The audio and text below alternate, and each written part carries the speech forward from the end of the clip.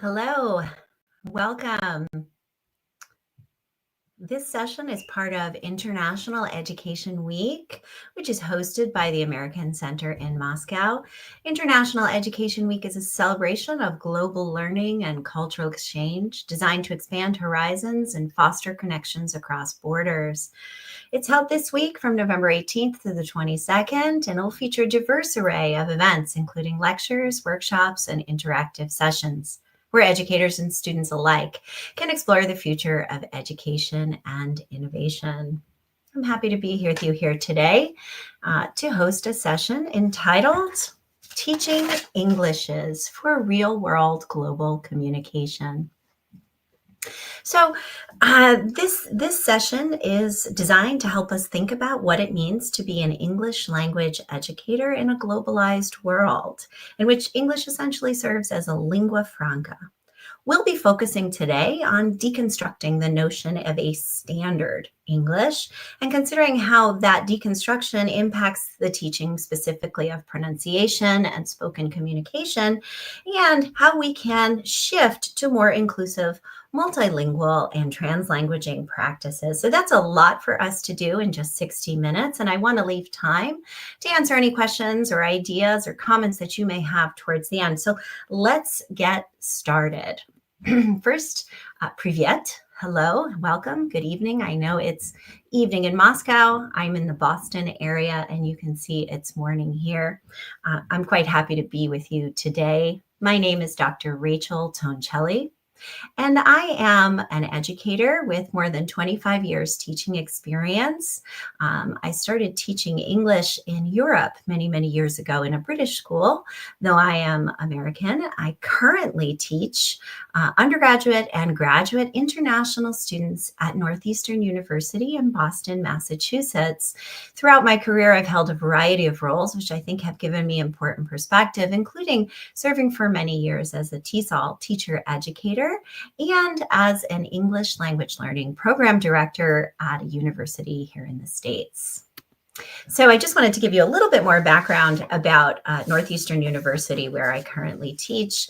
As I mentioned, we're in Boston, Massachusetts, but we have over 20,000 international students coming from 147 countries, which is actually the second highest number of international students among United States colleges and universities. And here's just an image of our campus, which is quite lovely in the fall. We're an urban campus, but it doesn't always feel that way, which is kind of nice.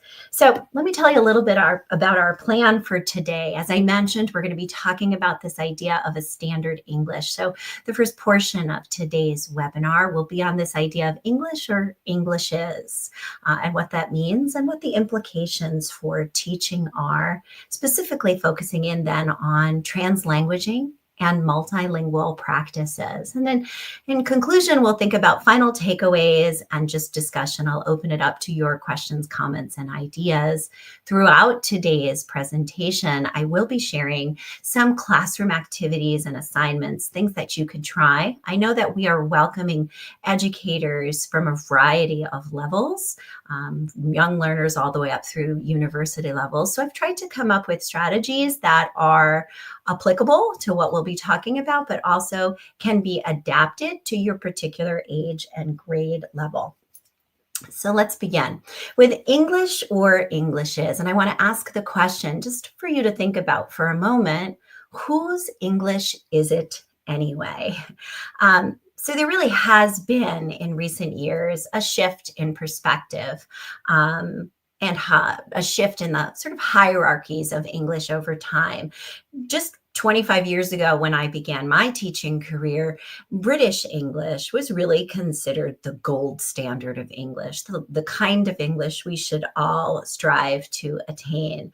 And that has shifted. We're seeing more and more that other varieties of English are increasingly valued and welcomed, which is lovely. I mean, certainly when I began my teaching career in a British school in Europe, speaking English with an American accent was often seen as a little bit less than. Something that I've seen over the years change significantly, which I think is nice.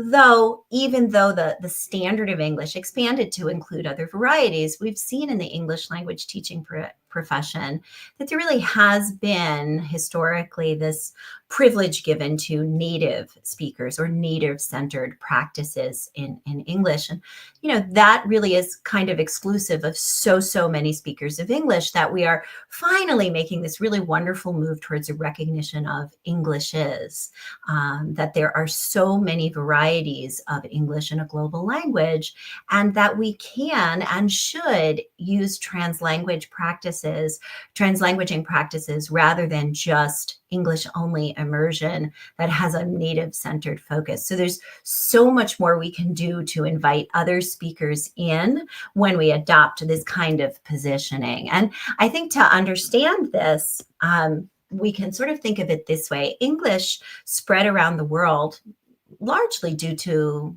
colonization, trade, people moving around the world. And it's important to keep in mind, Baker et al. Remind us that colonial ideologies associating English with just Anglophone countries may disempower rather than empower those who use English as a lingua franca in multilingual settings, where English use is typically different from an idealized and limiting monolingual standard native variety.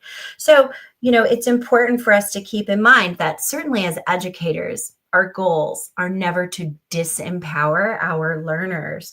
And so we really want to be thinking about the many speakers of English in multilingual settings.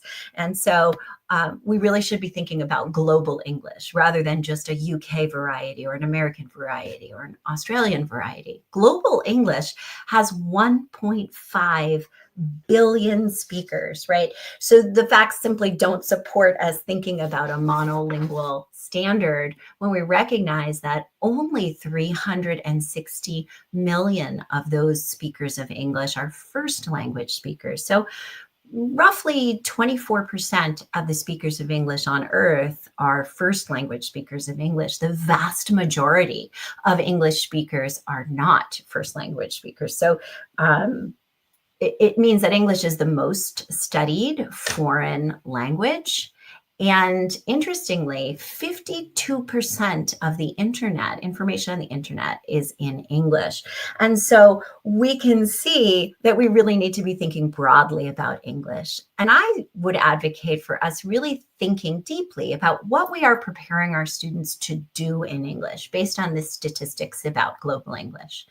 So I did a little bit of homework about the state in Russia and realized that English can be very valuable for employment within Russia.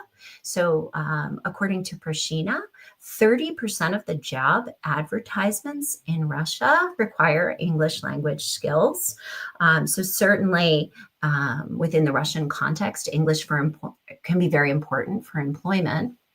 But it can also be important for access to scholarly and scientific work. Proshina again notes that 94% of scientific and scholarly publications are in English. So certainly access to that intellectual realm, English is a bit of a gatekeeper for it. And then finally, some of our students might be studying English because they are curious about studying abroad, about travel, or access to global pop culture, which is often in English. So increasing globalization leads to exposure to a great variety of accents and dialects of English. So when we put all of this together as we're thinking about how to best prepare our students or what we're preparing them for, ultimately the conclusion is that our students need exposure to diverse contexts, diverse uses of English. And what we can say is essentially that our students will need skills to communicate across these cultures and varieties. So just a few more points about English. If English is a common language that's shared by so many people across the globe, we have to keep in mind that a common language is not monocultural, monolithic. Rather, it's got to be a diverse and multicultural language. I actually think this is one of the more beautiful things about the English language, because it now gives us an ability to connect people across a great variety of contexts, settings, and cultures through a common language. And then I would say, furthermore, and perhaps most insightfully, is this statistic that comes to us from DaCosta and Rose, who estimate that only 4% of English language interactions in the world today contain solely L1 speakers. So only 4% of the conversations in English on any given day around the world happen between two speakers of first language English, which is a really, I think, powerful statistic for understanding what it means to say that it's a lingua franca, or a global language. And this has important implications for teaching. And that's what I'd like to talk about next. The first thing I would say that's really important as we're thinking about teaching for real world communication is seeking authentic and varied teaching materials. So here, it's important that when we seek out materials, we're featuring different English varieties. Certainly British, American, Australian, but also, and of equal value, Russian English, Singaporean English, Indian English, Nigerian English, Chinese English, et cetera, et cetera, et cetera.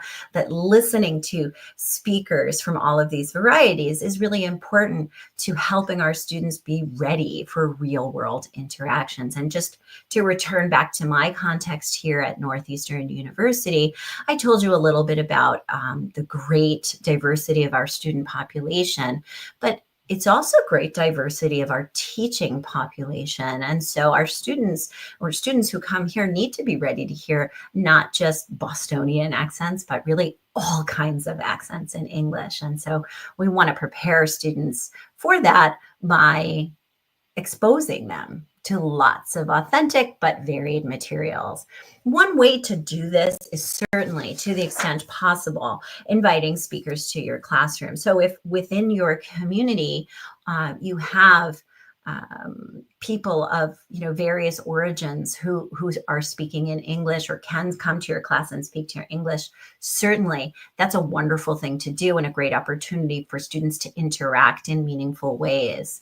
But if that's not possible, it is fortunately possible to use technology to open us up, to connect to diverse varieties. And so that can certainly be something of value. So let me give you a sample classroom activity that I often use with my college level students, but which can be adapted really to any level. And that is a listening journal. And so, this can be a good old fashioned paper and pen notebook, or it could be a digital journal, whatever works for your particular teaching context. But what I do with the listening journal is I invite my students to listen to varieties of English on the theme. So the theme could be something that we are studying in terms of content, or some kind of speaking context that we're practicing. And I have them listen frequently to speakers of English who, some who sound like me, some who don't, all kinds of varieties of English. And because my students are older, I can also allow them to select listening materials in areas that they're interested in, and encourage them to select listening materials online, through YouTube, TED Talks, podcasts, that are of interest to them.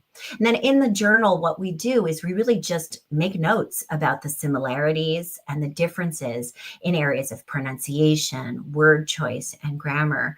But this note of similarity and difference really isn't about deciding what's a better or what's the standard. It's more about just working to understand it, exploring it with curiosity, and then sharing out and having the students come to class and share, and we discuss this regularly.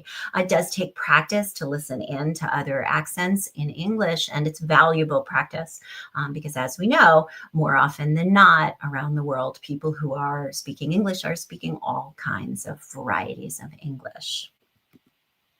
Another activity that can be very useful in class is role-playing strategies for negotiating meaning. One challenge that students sometimes have when they're exposed to global English is that perhaps if they've only been trained to listen to a certain kind of accent or a particular variety of English, it becomes harder for them where they need help reaching out to other kinds of English accents, varieties, etc. So I will often design interactions that require the students to paraphrase and to request clarifications, because these are really good skills when it comes to thinking about in the real world, how do I negotiate meaning? What do I do when either someone doesn't understand me or I don't understand someone? How do I request clarification? How do I rephrase my ideas in a different way? And so in these role plays, I'll often select topics that are relevant to student interests and goals. And I can have them speak with peers, with students from other classes, with community stakeholders, with you, the teacher, who's an excellent model for English, obviously, and put them in scenarios that require them to negotiate meaning. And obviously, you can do this in ways that are age appropriate, since we're thinking about young children, early learners, all the way up to the university level. Students often will really enjoy trying on a different personality for size. It feels like a low stakes way to take some risks in a new language. Always after these kind of activities, I encourage my students to analyze how it went. What made the communication successful? Where was it difficult? And to think together about strategies for more successful communication. And always, always, I emphasize respect for all varieties and proficiency levels. So that's just sort of this inclusive way of thinking about language, that we're not saying, oh, the American, that's the new gold standard. No, no, not at all. You know, I said earlier, the British used to be the gold standard. I think all of the varieties are an interesting standard. There isn't one that has that capital S, making it the idealized standard. This language belongs to all of us. So it kind of begs the question, how do we teach pronunciation when we're teaching a global language with so many varieties and so many kinds of pronunciation? So traditionally, English language educators have focused on one of two kind of pronunciation patterns. The first being received pronunciation, or RP, which is traditionally ascribed to British pronunciation. But it's really important to note that if you really strictly taught received pronunciation to your students and then sent them off to the UK, they wouldn't actually be prepared for the reality of the UK, because only about 3 to 6% of UK speakers speak in that pronunciation, right? So there's so much interesting and fun variety of English pronunciation across the British Isles. And so received pronunciation is kind of just a tiny portion of that. Now, other schools of thought teach, okay, we'll teach General American, or GA, General American pronunciation. And here again, this General American pronunciation is a hard thing to identify. There is so much regional variety in terms of pronunciation. I mentioned I'm in the Northeast. I'm in the Boston area. And so when I speak English, perhaps you can identify that in the way I pronounce English. And so I've also lived in the deep South here in the United States, where certainly my manner of pronouncing English was not there considered the standard either. So I think we can teach pronunciation, we can teach the International Phonetic Alphabet, and we can use one of these standards as a starting point. But we should keep in mind that it really doesn't reflect the way most people speak. So having the IPA, the International Phonetic Alphabet, is a great tool for analyzing variety across pronunciation. And I think when we're teaching, it's important to position it that way. This is one form. We'll use it as a starting point.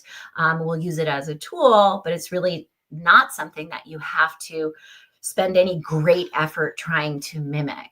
So instead, what I tell my students, and what in my program we tell our students, is that we really welcome all varieties of spoken English. And we really don't think that the native speaker is necessarily the norm. We know numerically, statistically, it's not the norm. And it's also important to remind our students, something I remind my students very regularly, is that everyone speaks with an accent. And I think this is actually quite encouraging to language learners, and it needs to be repeated often. Because I think students will often make the mistake that their English language teacher is the perfect accent. And I like to tell my students, there's nothing perfect about my accent at all.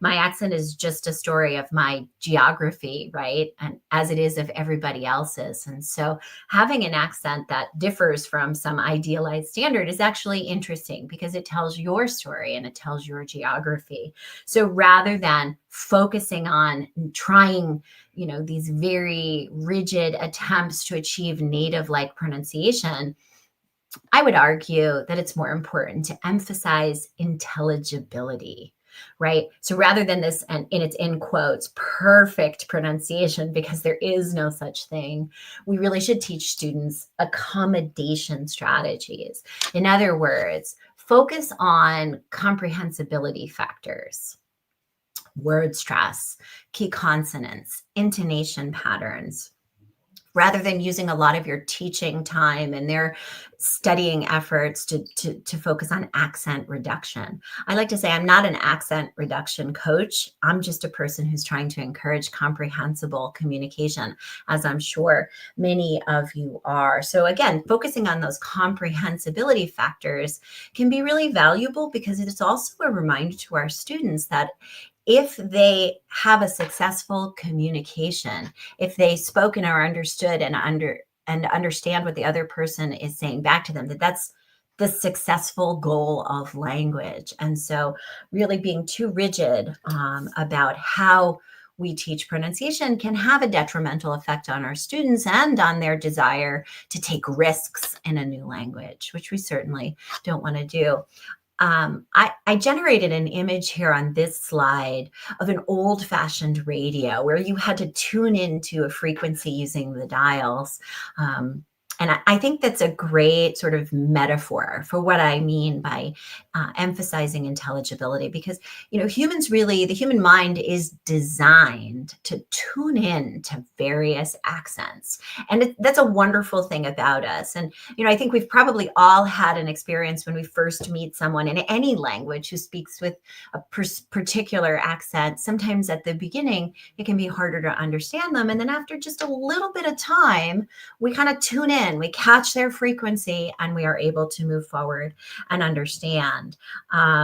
So one thing I tell my students, if they are worried that their perceived accent maybe is harder to understand, a good trick is quite simply to encourage them at the beginning of any interaction to make an intentional effort to speak just a little bit more slowly, because speaking a little bit more slowly at the beginning does allow others to kind of tune in on their radio frequency, as I was saying. So let's think about a sample classroom activity relating to this.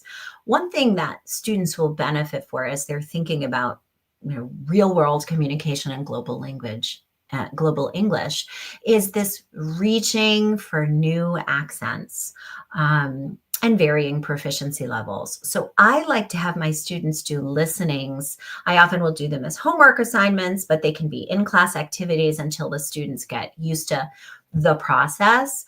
But I use online recorded speeches, video clips, film clips, and when possible, I invite speakers to my classroom. So I wasn't 100% sure if we had access to the same recordings. So what I would encourage you to do is just kind of hunt around on the internet for various accents if you don't have people that you can invite into your classroom. So here you can see an image of this really fun video that I've done with some of my students who, they're young college students, and some of them still really enjoy video games. And gaming is actually a really interesting global English space.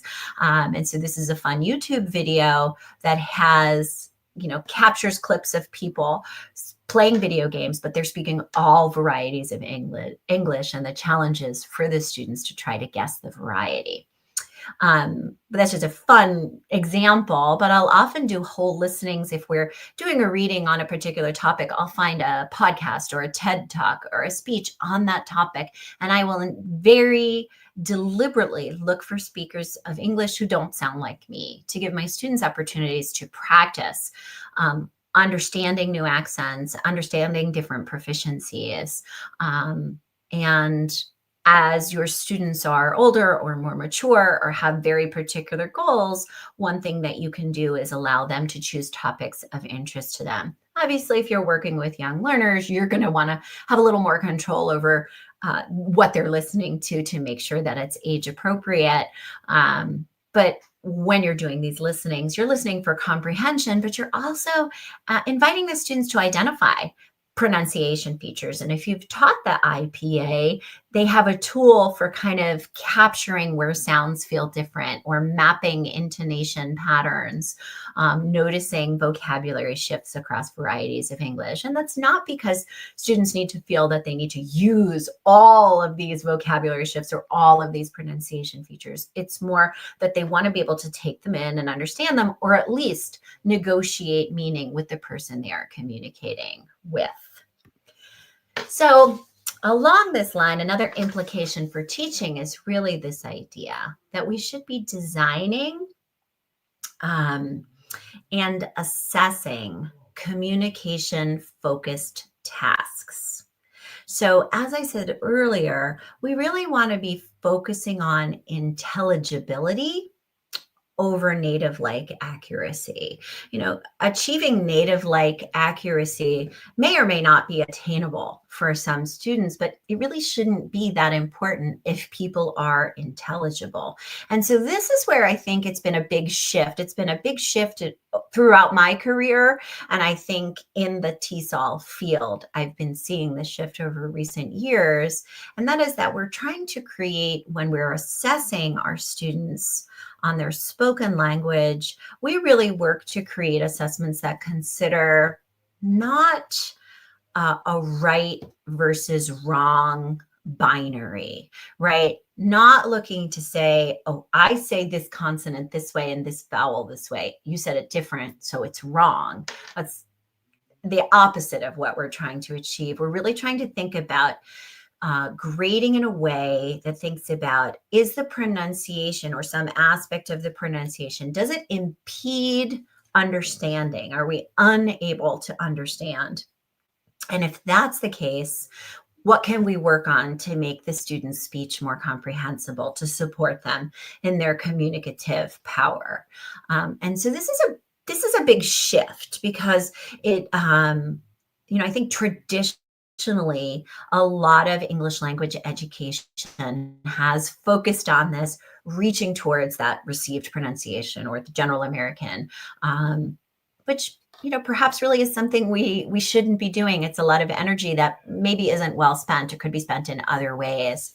Now, designing communication-focused tasks instead of precision pronunciation spoken tasks really does require that we adjust our rubrics accordingly. So one thing that we do in the program I teach in is really think about, whether it's in spoken English or frankly also in written English, because we can think about writing with an accent as well as speaking with an accent, is really asking the question, does this impede intelligibility, right? So there can be perceived errors, right? And errors really just being something that's different from the way perhaps we would use the language. But if that difference does not prevent us from understanding, it really isn't something we should focus on.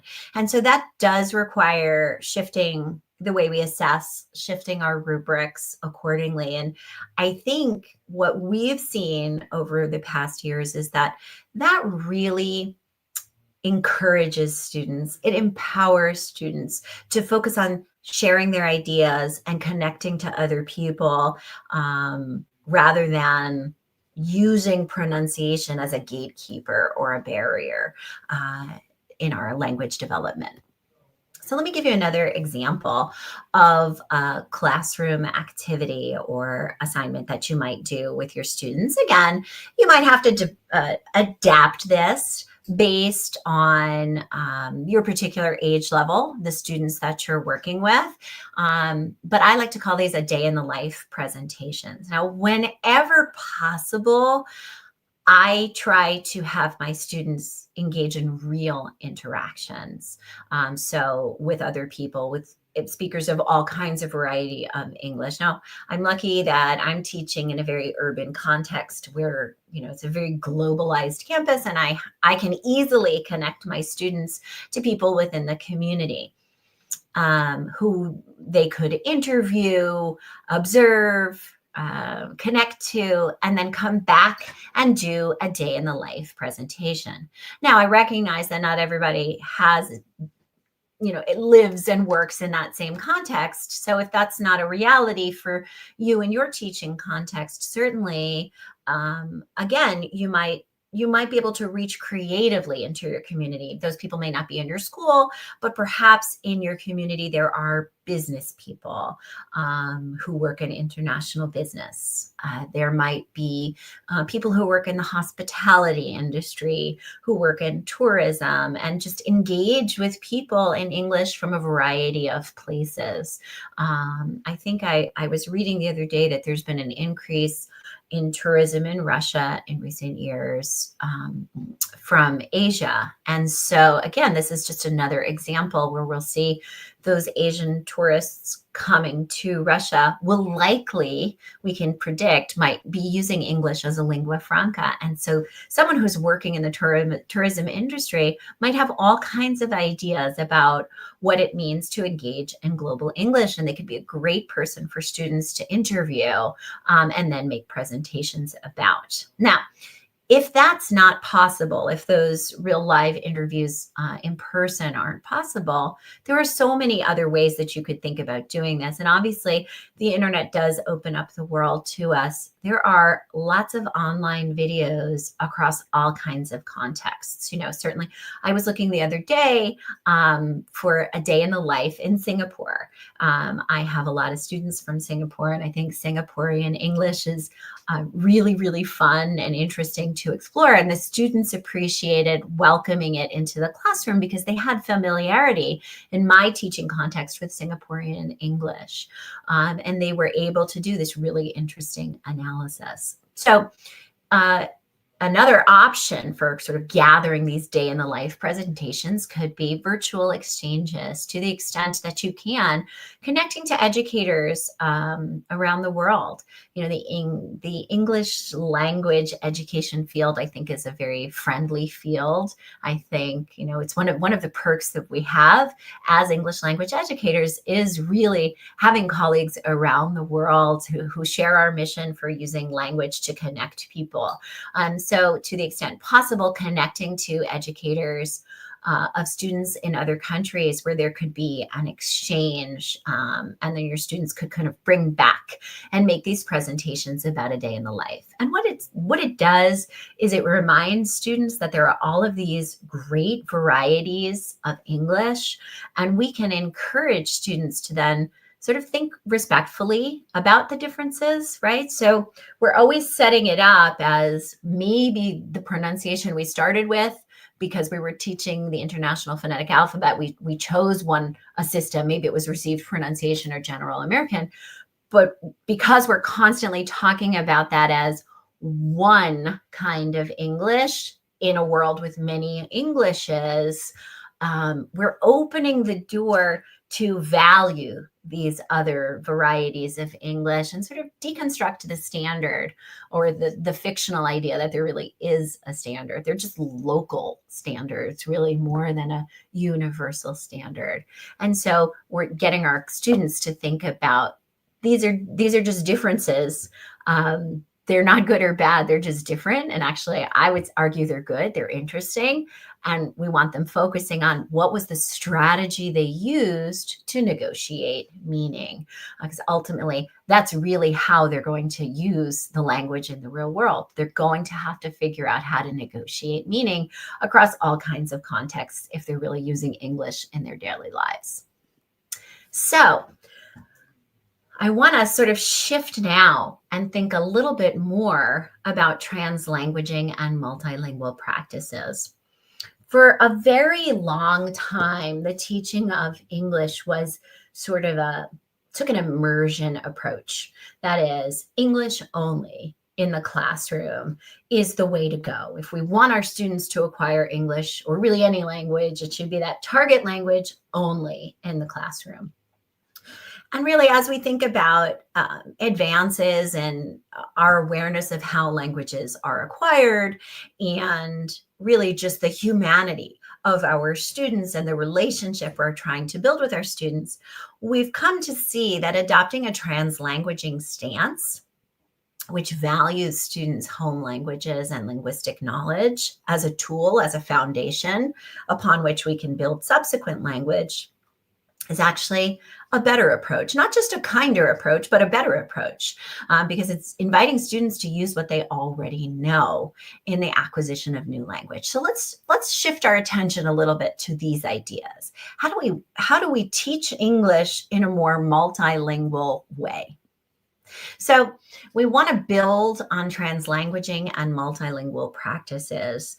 And to do that, we may have to abandon ideas we have that immersion is the only way to go, because the use of a student's first language in subsequent language education can actually be incredibly valuable, because it allows them, the students, to access their full linguistic repertoires when we're inviting them to share what they know or build connections about what they know, connect something in their first language to something in this new language, right? We're building a house on the top of a foundation, as opposed to pretending that foundation doesn't exist and starting from scratch. When we do this kind of comparative work, we're actually encouraging our students to build meta-linguistic awareness, right? And by meta-linguistic awareness, I mean this ability to connect the new to what's existing in terms of their linguistic knowledge, and the ability to think about language, which can be very powerful, reflective positioning in terms of expanding what our students know. So sometimes we think, oh, if we use the student's first language, we're giving them a crutch, and that they won't be independent in English on their own. In reality, we can teach them to use their home language as a tool, and that can encourage them to take more risks. Fu has some really interesting research that shows when we are encouraging our students to use their first language before their subsequent language, they'll actually reach for more complexity. So essentially what I mean is, if you want your students to be talking about a particular topic in English or writing about a particular topic in English, it's perfectly okay. It's actually a good thing to do to allow them to kind of think about what they already know on that particular topic in any language. Let them write about it in their first language, and then let them write about it and speak about it in English. And Fu's research shows us that when we do that process, when we get to that final product in English, the students will write and say more, and they'll do so with greater complexity, because they've been given a moment to kind of collect their thoughts, confirm that they have knowledge of the topic, and really build their desire to be able to express that knowledge in the new language, in this case, English. And just as a reminder, also in our classrooms, when you have the ability, because you share a common language with your students, explaining complex grammatical topics or doing some of that meta-linguistic analysis can certainly be done, in your case in Russian. And that's a way to just connect this new learning to what the students already know, but also to build teacher-student rapport. And I would argue in every teaching context, teacher-student rapport is essential to really having students feel confident to take risks, to try a new language on for size, and learn to express their own identity and ideas through that new language. So I think it's exciting to consider the ways that we can value and recognize students' multilingual practices in our own classrooms, and not feel like we're doing something terrible if we're not a full immersion classroom. As long as you're setting goals and final targets in English, it's okay if along the way, it's more than okay if along the way you encourage your students to use all of their resources at their disposal to reach that destination. So we'd like to say here in my program that it's important to partner with students to consider their language goals. Which means we really want to give them some agency, give them some choice when it comes to the approach to language learning, right? Again, we'll set that final destination, but let them think about how they want to arrive, what aligns with the way they like to learn, what materials could be valuable to them when it comes to thinking about what their particular goals are in English and why they might want to learn it. And really, it frees us to not have to police language use, right? It's not a bad thing if in our classroom, two students who share a common language are discussing an assignment or an approach before they do it in any language. And then they move on to getting to do it in English, because that might be the moment of support they need, the moment of clarification they need, the connection across languages they need to be successful. And ultimately, what we want is for them to be successful.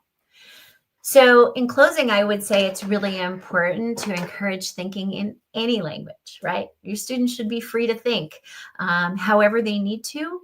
They can use all of their linguistic resources to ultimately reach for final targets. And the final target can be the full presentation in English, the full written paper in English, but the pathway there can be flexible and build on what your students already know.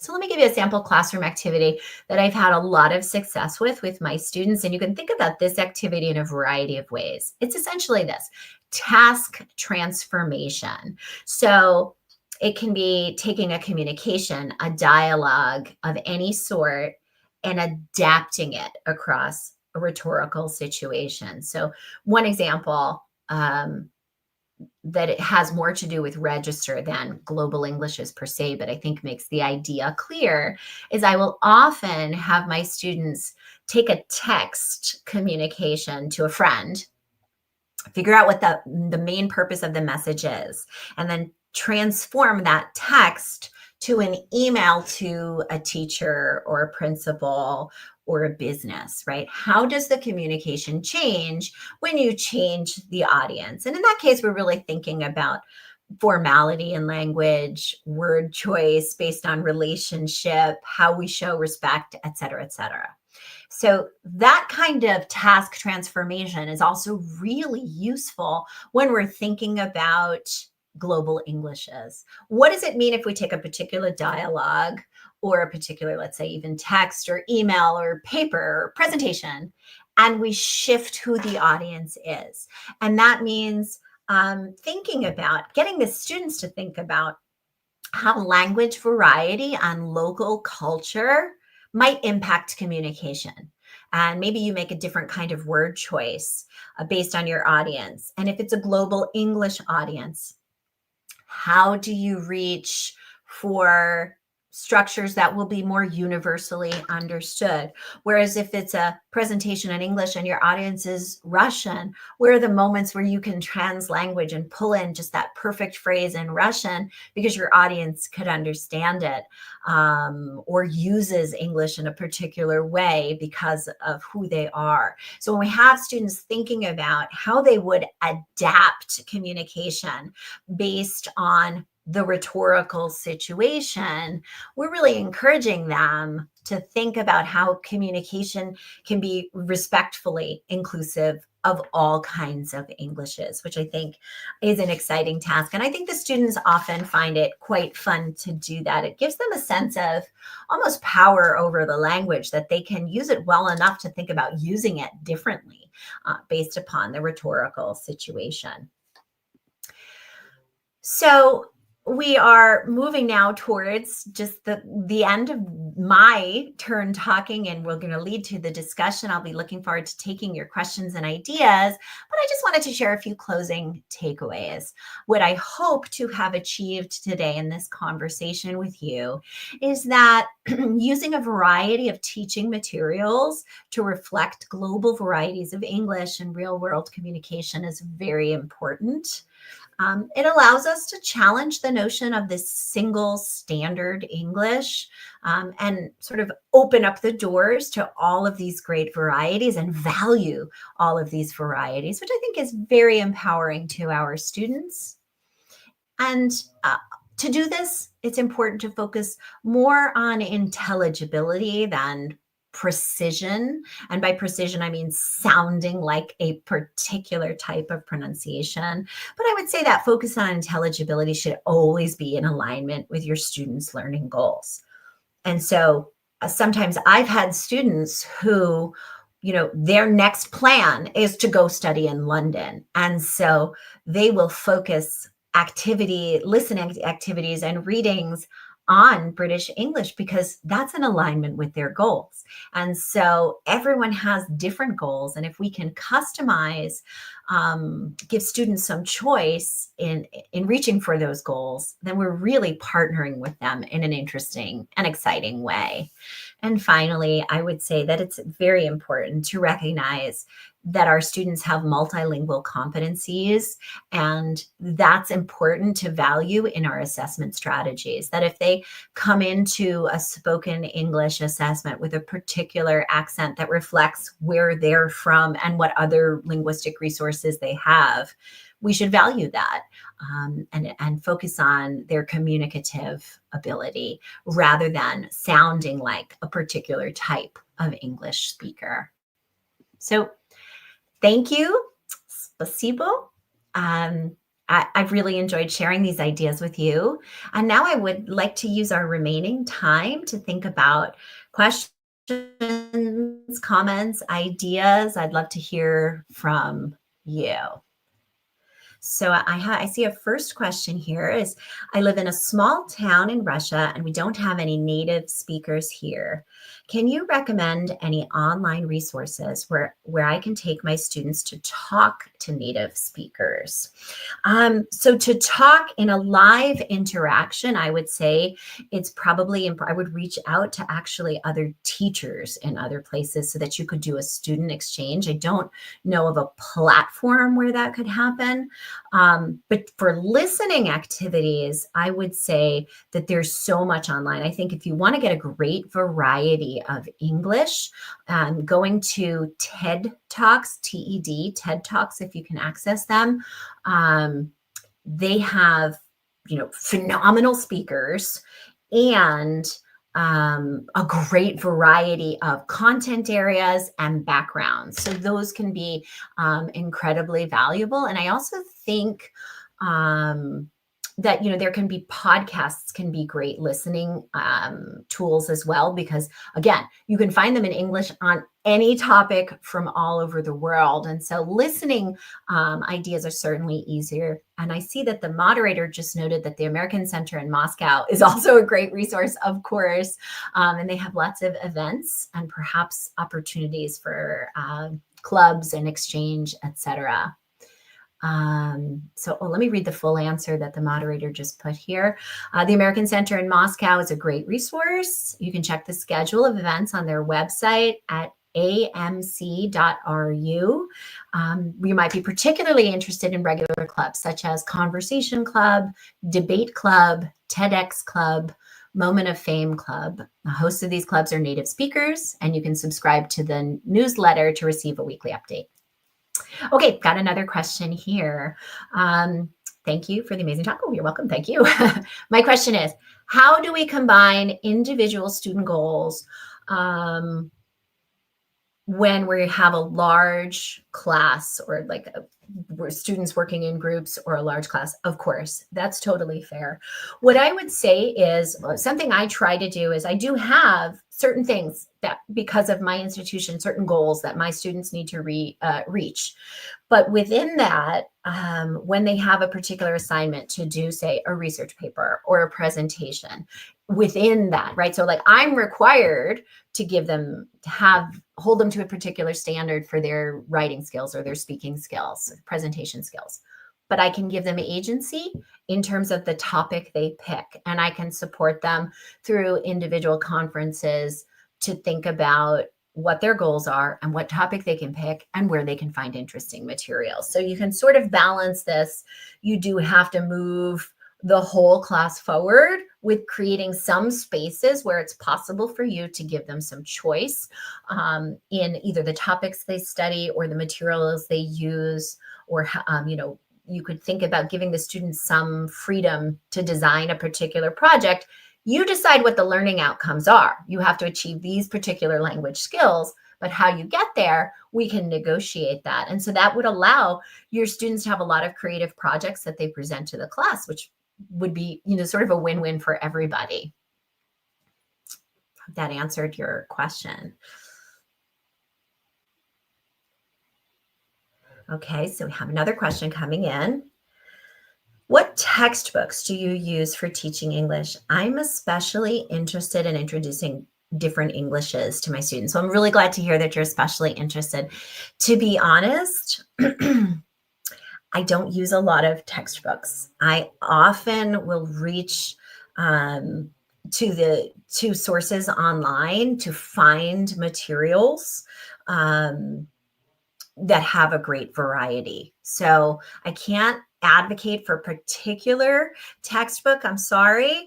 But I think even if your school requires you to use a particular textbook, you can add to it. You can adapt. So if you're covering a particular language structure or content area in a given unit, maybe you can pepper in other people speaking on that topic by reaching for listening activities. Like I'll often bring in speakers of British English, and I love to bring in speakers of African English because the accent is so different and so lovely, and the students really enjoy that variety. I'll also use Toastmasters, which I don't know if you're familiar with, but you can find online. Toastmasters is a public speaking competition. And so they have just this amazing archive of great speakers giving speeches in English on all kinds of topics. They're not long, but there's a great variety of speakers of English in that archive as well. So I don't have a textbook I can advocate for, but I often pull in from lots of sources. So if you're using a textbook, you can still do that same thing. Okay, so what is my attitude to AI dialogues is the next question I have here. Oh, it's a great question. So AI is a really interesting place for thinking about English is. The reality is, though, AI, when we think about generative AI, large language models, they're trained based on just a corpus of human text. And a corpus of human text will have all of these varieties of English, but it will also have all the stereotypes, all the bias, all the things that we don't necessarily want. So what I say is I'm a fan of using AI, having it help me generate materials, teaching students how to generate materials. But I think that always has to be done with a critical eye.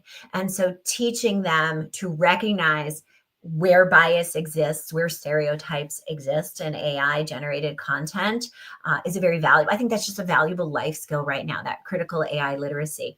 So I'm definitely, I say use it, but use it with a critical lens and teach students to have that same critical lens. And just so as a quick example, what I mean is I was working on writing personal narratives, presenting personal stories in one of my classes.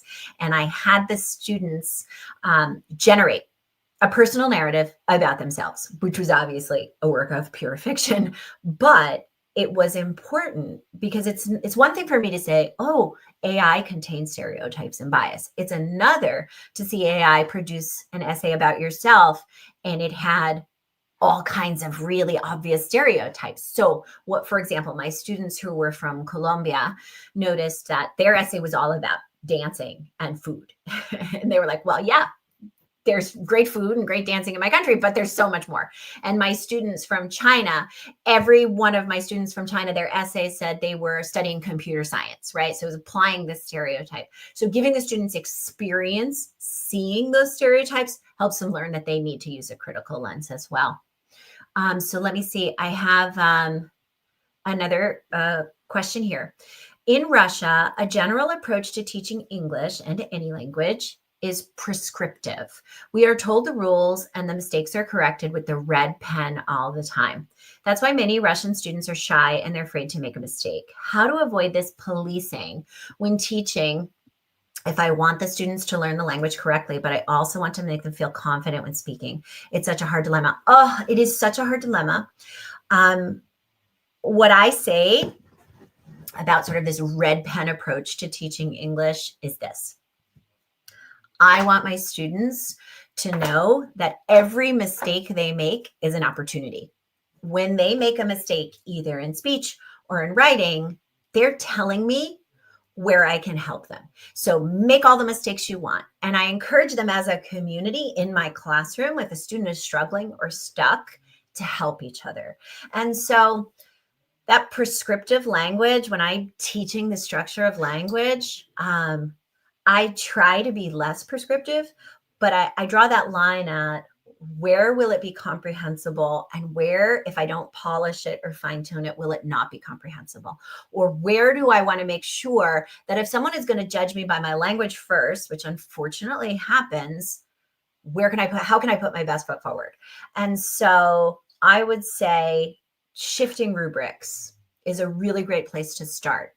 And so instead of that, looking for, say, grammatical perfection or spoken perfection, I have my rubrics say things like grammatical errors or pronunciation errors do not impede meaning, right? Or they're not so many that they are distracting, because that helps the students feel like, okay, I can make some mistakes. I'm going to make some mistakes, but am I understood? And then I can fine tune my work along the way. And it also opens the door for students to feel more comfortable putting ideas out there, sharing, trying English on for size in their communication, which I think is really more important than that prescriptive approach. It's a shift in, I think, the way we teach.